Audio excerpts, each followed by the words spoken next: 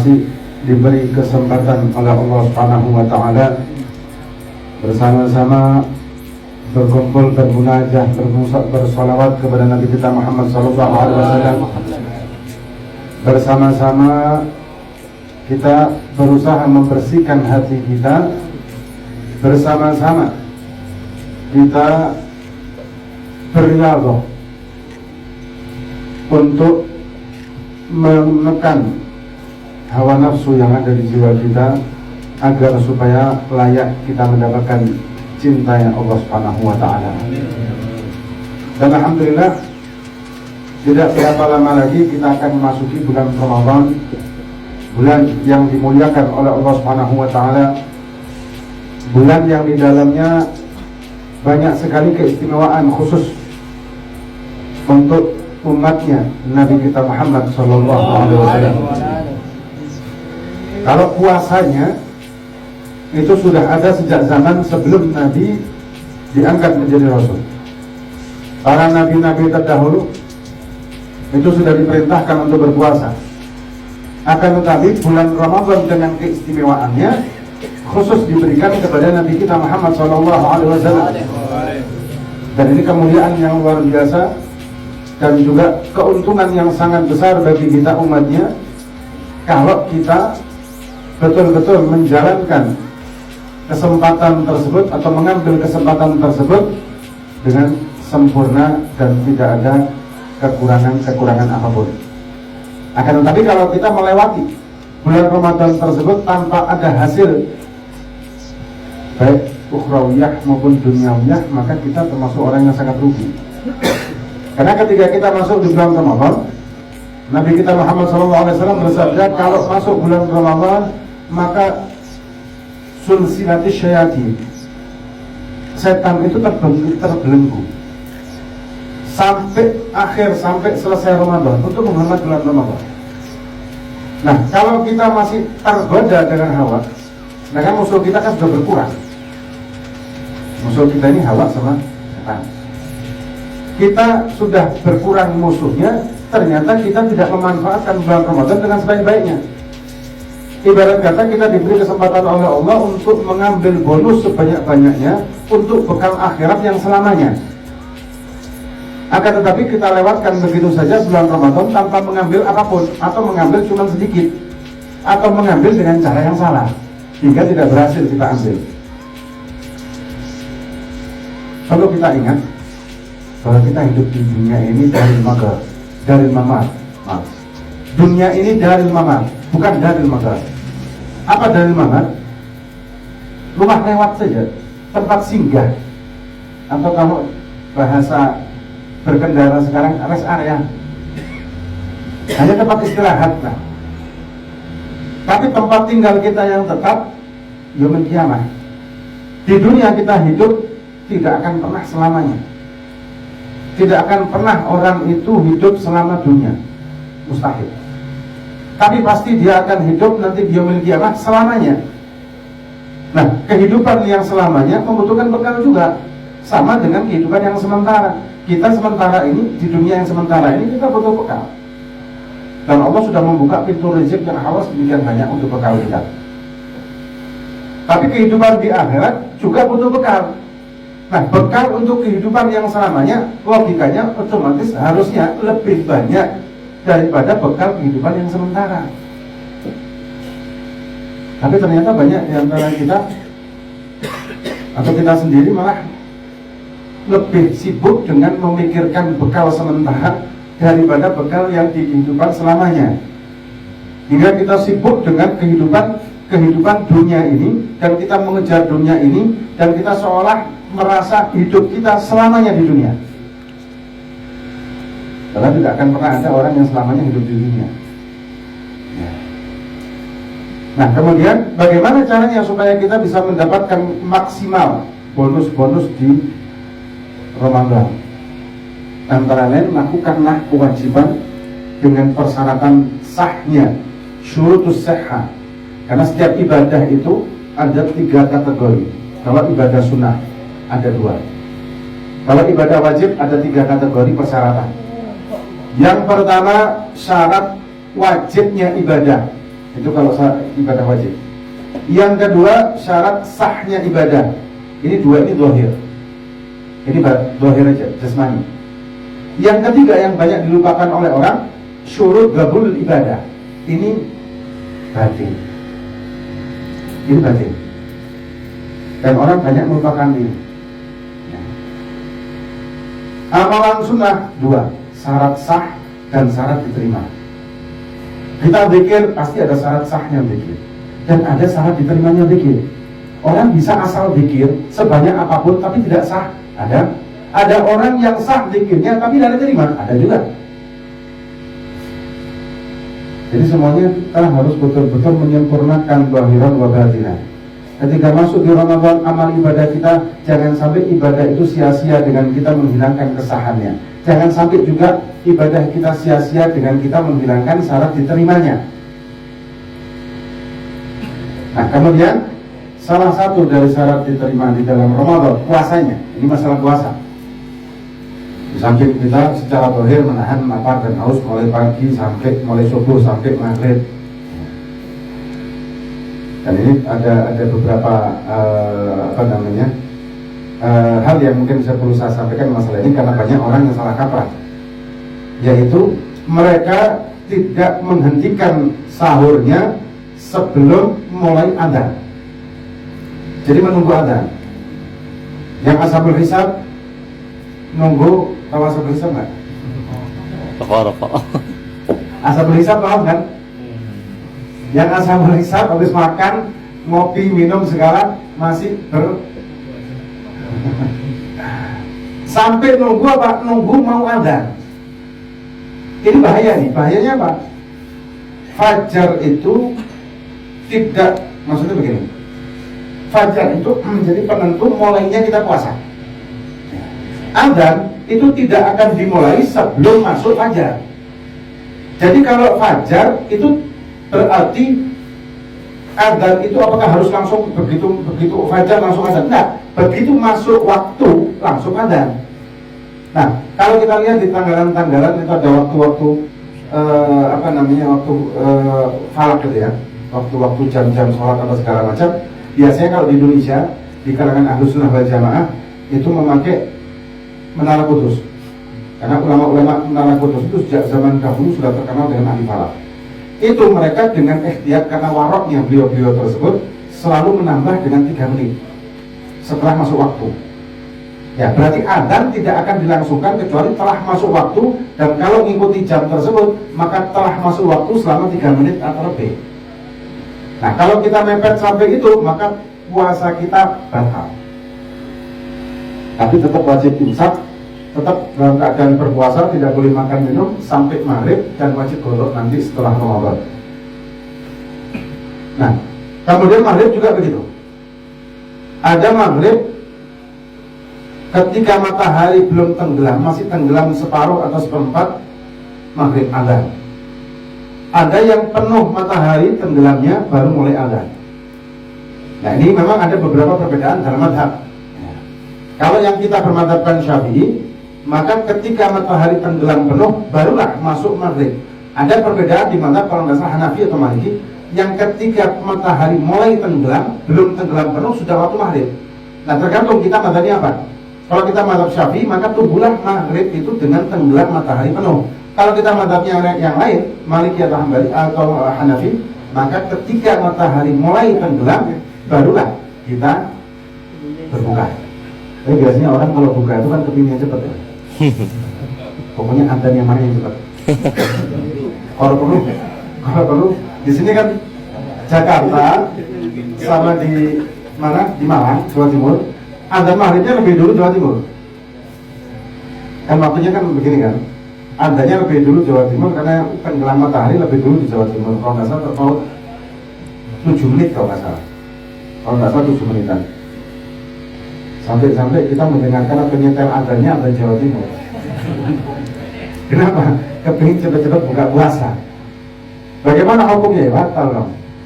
Walaupun kita orang Malang misalkan ya, kita orang Malang, nggak boleh ngikuti Malang karena kondisi kita, posisi kita di Jakarta, maka harus pakai waktu Jakarta. Kalau kita enak aja, kalau orang Mekah sana berarti di sini 4 jam sebelum adzan maghrib, yang di sini sudah buka. Kenapa? Karena waktu sudah 4 jam. Nah, kemudian ini secara bohemnya seperti itu. Kemudian secara syurut kabulnya atau syarat diterimanya puasa tersebut adalah salah satunya menjaga penyakit-penyakit hati. Jangan sampai ada penyakit hati yang muncul ketika kita membiarkan hati kita digerogoti dengan penyakit-penyakit hati, dan kita biarkan terlena dan malah kita merasa nikmat dengan penyakit tersebut, maka bisa menghilangkan pahala puasa itu walaupun puasanya sah. Tapi apalah arti sah tapi tidak diterima? Apa manfaat kesahan tanpa diterima? Percuma. Kalau diterima pasti sah. Ibadah yang diterima pasti dari hasil ibadah yang sah. Kalau ibadah yang sah belum tentu diterima. Belum tentu. Sehebat apapun kesahannya sholat seseorang, belum tentu diterima. Belum tentu diterima. Tergantung dengan syurut qabulnya ibadah itu tadi. Kemudian juga menjaga dari hal-hal yang bersifat haram seperti riba atau gosip, menggosip orang atau membicarakan orang lain yang orang tersebut tidak suka kalau dibicarakan. Zikrota akhuka muslim, membicarakan saudaramu sesama muslim yang dia tidak suka hal itu dibicarakan, atau rahasianya saudara kita buka ke orang lain untuk bahan bercandaan atau apa saja, itu namanya riba. Nah, riba ini kata Nabi Muhammad SAW menasihati Siti Aisyah, riba, satu kalimat riba kalau dibuang ke lautan akan merusak lautan. Dan orang yang suka riba ini dosanya dosa besar dan menghilangkan pahala puasa. Maka itu kata Nabi, hati-hati terhadap orang yang puasa cuman lapar dan haus yang dia rasakan, tapi tidak ada manfaat, tidak diterima. Kenapa? Ya karena dia menjadikan batalnya pahala puasa yang dia lakukan walaupun sah. Gugur kewajiban iya, tidak wajib godok betul, tapi tidak ada arti. Dengan dia membicarakan orang lain, dengan dia menghina orang lain, dengan dia membuka rahasia orang lain untuk kesenangan saja, untuk supaya banyak orang tertawa, supaya banyak orang yang. Dan subhanallah, memang dosa besar, semakin besar dosa itu maka semakin mudah kita melakukan. Contoh ya, kalau ada majelis taklim, kita kan rasanya ya ngantuk lah, apalah, pasti ada aja kan. Dan majelis taklim kalau sudah 40 menit, 45 menit itu rasanya kayak gelisah. 1 jam apalagi. Coba kalau riba, coba kalau kita gosipin orang, 1 jam gak kerasa. Bahkan bahannya sudah habis, kita cari bahan lain. Ini tetangganya yang sebelah sudah habis sudah. Oh, yang depannya lagi habis, yang sebelahnya habis, semuanya diribain, cari bahan lain. Kalau perlu cari di internet. Cari di internet, cari bahan lain. Kenapa kok demikian? Karena semakin besar dosa, maka semakin banyak bantuan hawa nafsu dan setan. Kita bertemu teman di jalan, kemudian berdiri ngobrol. Ketika obrolan tersebut masuk ke riba, maka tanpa terasa berdiri kita tanpa ada capek, bahkan di bawah matahari pun tanpa ada rasa panas.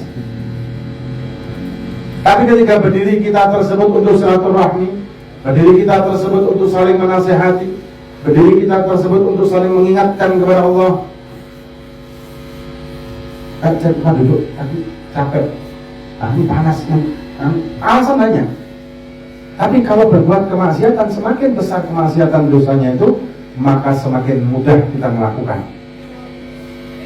Sebaliknya, semakin besar pahala yang akan kita dapat, maka semakin sukar dan susah untuk kita lakukan. Contoh, tahajud. Tahajud itu nama waktu. Sebetulnya tahajud itu bukan nama sholat, tapi nama waktu. Kalau usolli sunat tahajud sebetulnya tidak ada, tapi kalau dilakukan itu menjadi sholat sunnah mutlak, boleh, nggak apa-apa. Tapi itu nama waktu, aslinya tahajud itu nama waktu. Nama waktu apa? Setelah sholat isya kemudian dia tidur dan bangun sebelum fajar, maka itu dinamakan waktu tahajud.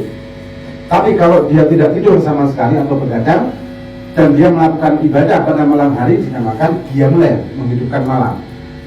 Nah, pahala antara tahajud dengan qiyamul lail ternyata lebih besar tahajud. Kenapa? Secara logika saja, normal manusia ketika nyaman tidur jam 2 harus bangun, masuk kamar mandi, wudhu dengan orang yang memang begadang. Lebih mudah mana? Lebih mudah mana? Lebih mudah begadang. Maka itu pahalanya lebih besar tahajud karena berat. Jam 2 harus bangun harus ke kamar mandi, harus mengambil air wudhu. Ini berat luar biasa. Maka dikatakan orang yang bangun seperti itu diikat oleh setan dengan 3 ikatan. Ketika dia bangun, ikatan yang pertama terlepas. Ketika dia ambil air wudhu, ikatan kedua terlepas. Ketika dia menghadap Allah dengan sholat dan zikir, maka ikatan ketiga yang terlepas. Dan kalau kita bisa merasakan diri kita dan kita mentafakuri proses sejak bangun sampai kita selesai sholat, coba kita tafakuri semuanya itu, maka kita akan mendapati etape dan tahap-tahap seperti terlepas dari belenggu satu persatu. Tapi kalau dia mulai mudah. Nah, kalau tahajud tapi keperluannya masalah dunia, itu malah mudah. Contoh, kebetulan saya kalau rutinan kan di Jakarta. Saya kalau rutinan di Jakarta ini di tempatnya orang. Ada salah satu santri kita, jamaahnya abah saya yang dari Malang, dia tinggal di sini, dia kerja. Kerjanya itu masuknya kalau nggak salah jam 7 atau jam 8, jam 7. Tapi kebanyakan orang-orang itu mereka bangun jam 4. Kenapa? Karena setelah sholat subuh harus langsung berangkat supaya tidak macet. Betul kan? Nah, tapi ketika orang-orang atau kita sendirilah bangun untuk qiyamul lail yang urusannya akhirat, kita menjadi susah untuk bangun. Tapi ketika kita harus bangun urusan dunia, kalau saya tidak bangun sekarang, maka terlambat di kantor, terlambat di pekerjaan. Ini subhanallah, bangunnya dengan loncat. Ya tadi, kalau urusannya dunia, ringan-ringan saja. Tapi kalau urusannya akhirat dan berpahala yang sangat besar, maka itu susah. Nah, begitu juga di Ramadan, godaannya sangat besar. Ketika kita gibah, ketika kita membicarakan orang lain, ini mudah, enak, nyaman, tapi menghilangkan fadilah dan keutamaan Ramadan puasa yang kita lakukan. Dan ketika kita menjaga diri, menahan diri untuk tidak ghibah, berat juga. Menahan diri untuk tidak ghibah itu berat, tapi pahalanya besar. Bahkan orang-orang yang ahli qulub, orang-orang yang ahli hikmah, orang-orang sufi, itu mereka menjaga ghibah bukan cuma dohir, ghibah batin. Ini lebih berat lagi. Ghibah batin itu lebih berat kita jaga daripada ghibah dohir. Ada satu orang arif, dia ini waktu ke pasar, dia melihat seorang pemuda yang dia bekerja dengan keras, bekerja berat. Sedangkan badannya bagus, badannya gagah. Dalam hati dia mengatakan, coba orang tersebut dia tidak bekerja yang kotor atau berat seperti ini, mungkin dia bisa mendapatkan kedudukan, dia bisa mendapatkan pekerjaan yang lebih bersih, pekerjaan yang lebih mulia, pekerjaan yang lebih, hanya dalam hati, hanya di dalam hati. Jadi tahu-tahu didatangi sama orang tersebut dengan membawa nampan tertutup dengan kain. Ini milik Anda. Kaget. Apa ini? Buka. Begitu dibuka ternyata daging yang sudah busuk. Loh, apa maksudnya? Ini yang kamu bicarakan dalam hati. Seperti memakan daging saudaranya sendiri. Orang riba. Padahal dalam hati. Hanya di dalam hati. Dan memang riba dalam hati lebih susah kita jaga daripada riba secara zahir. Karena menjaga kemaksiat, menjaga hati untuk tidak maksiat itu lebih berat daripada menjaga zahir untuk tidak bermaksiat. Tapi ketika kita mampu menjaga batin untuk tidak bermaksiat, maka mudahlah kita untuk menjaga zahir untuk tidak bermaksiat. Sama dengan ketika kita mampu menjadikan hati taat, maka mudah untuk melaksanakan ketaatan zahir kita. Nah, kemudian di dalam bulan Ramadan ini kesempatan kita untuk menyuci batin kita, menyuci hati kita. Jangan sampai ada penyakit-penyakit yang seperti itu. Karena ketika kita mensucikan hati kita, berusaha untuk riyadhah dengan zikir, dengan tawajuh, dengan ibtihalat di luar Ramadan, dengan di dalam Ramadan, perbandingannya 1:70. Nah, itu kesempatan yang istimewa. Ibarat kata, kalau mencuci pakaian di luar Ramadan itu mencucinya dengan sabun yang mungkin 7 kali kucek gitu ya. Tapi kalau di dalam Ramadan pakai sabun yang 1 kali kucek sudah seperti 7 kali. Seperti 70 kali, maaf, seperti 70 kali. Kenapa? Karena perbandingan amal ibadah Ramadan dengan di luar ibadah, baik itu amalan ibadah sunnah maupun wajib, 1:70. Nah, ketika kita melaksanakan riyadhah di bulan Ramadan, maka sama dengan kita 70 kali melaksanakan riyadhah di luar Ramadan. Istimewa. Ibtihal kita, tadarruh kita, munajah kita, zikir kita, sholawat kita, apapun yang kita lakukan untuk riyadhah qalbiyah, maka bisa menjadikan manfaat yang lebih daripada di luar Ramadan. Walaupun di luar Ramadan tetap harus. Karena kalau kita tidak melaksanakan riyadhah, ya kayak orang olahragawan, kalau misalkan dia tidak sering berolahraga kan masih sakit semua kan. Begitu juga kita sebagai manusia, kalau kita tidak melaksanakan riyadhah batinnya, tidak sering-sering kita ulang dan istiqomah, maka menjadi rusak lagi hati kita dan berat lagi memulai dari awalnya. Kita riyadhah, kemudian berhenti, kemudian kita mau riyadhah lagi, itu sama dengan orang, anggaplah orang fitness ya. Orang fitness, dia rajin fitness, tahu-tahu berhenti, anggaplah 1 bulan. Setelah 1 bulan dia mulai lagi, kan berat. Pasti ke tukang pijat setelah itu, betul kan? Pasti capek semua, badan linu semua, sakit semua lah. Karena tidak istiqomah. Begitu juga dengan riyadhah. Nah, dan ini penting sekali riyadhah. Dan kemudian yang terakhir adalah kita wajib untuk taat dengan guru kita. Dalam masalah riyadhah, dalam masalah amaliyah dan sebagainya, kita mengikuti petunjuk dari guru-guru kita. Ketika kita melaksanakan itu dengan maksud, dengan logika kita sendiri, bukan dengan bimbingan seorang guru, maka bisa menjadikan bahaya dalam hidup kita ini. Apalagi masalah tauhid. Ketika masalah tauhid kita hanya melogikakan saja, atau masalah-masalah syariat atau masalah-masalah tasawuf kita hanya melogikakan tanpa kita mengikuti guru kita, maka bahaya. Dan manfaat mengikuti guru ini manfaatnya manfaat zahiran wa batinan. Dan kadang-kadang murid ini tidak paham apa maksud perintah atau petunjuk gurunya. Padahal seorang guru yang baik, seorang guru yang betul-betul bisa membawa muridnya menuju ke ridhonya Allah dan Nabi-Nya, maka tidak akan pernah menyesatkan murid-muridnya.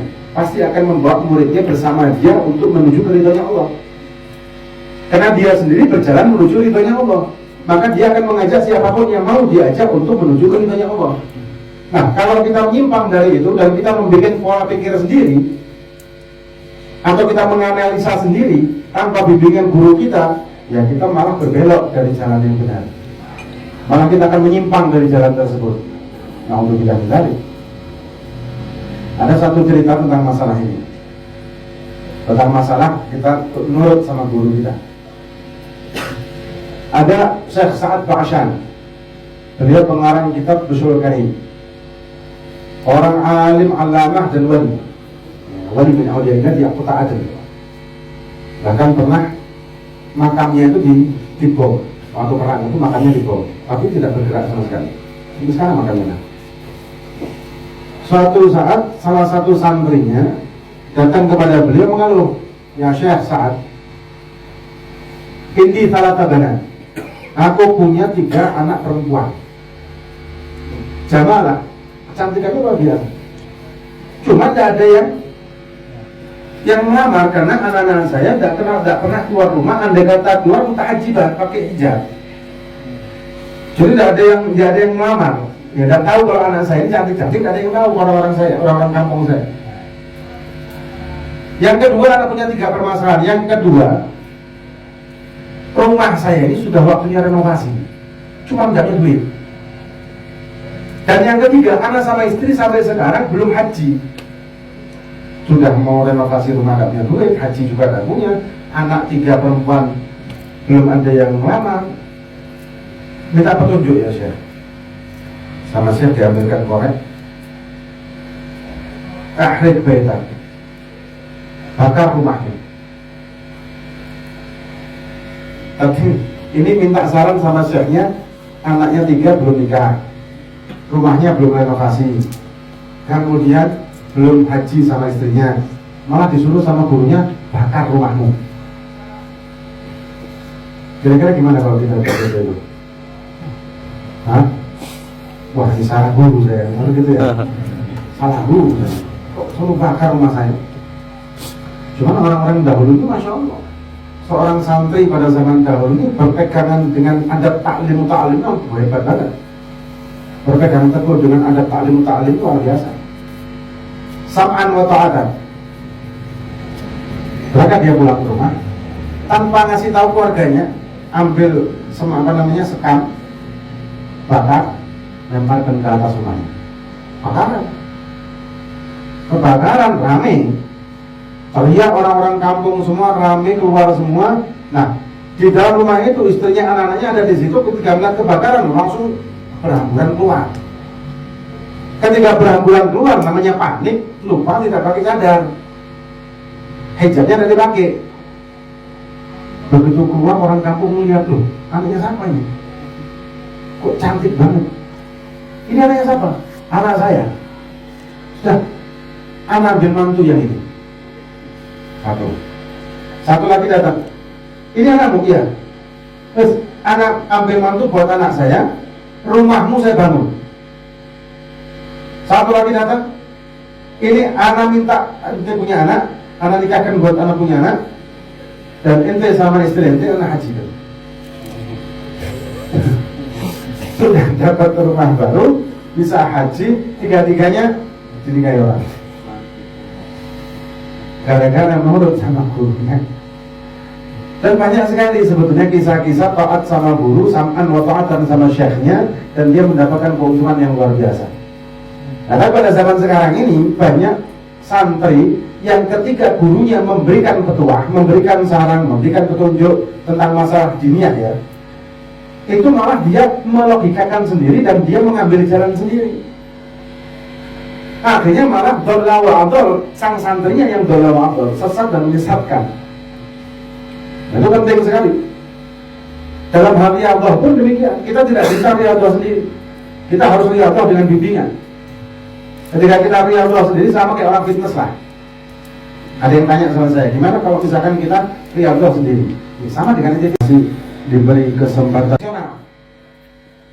Ketika ada bimbingan, maka si bimbing otomatis paham harus begini dulu, habis begini melakukan ini, kalau enggak nanti bahaya, habis begini pemanasannya baru ini, kalau enggak ini nanti begini dulu. Ada petunjuknya, ada bimbingannya, dan kita akan mendapatkan hasil lebih cepat dan selamat dari celaka. Tapi kalau dengan logika kita sendiri ya,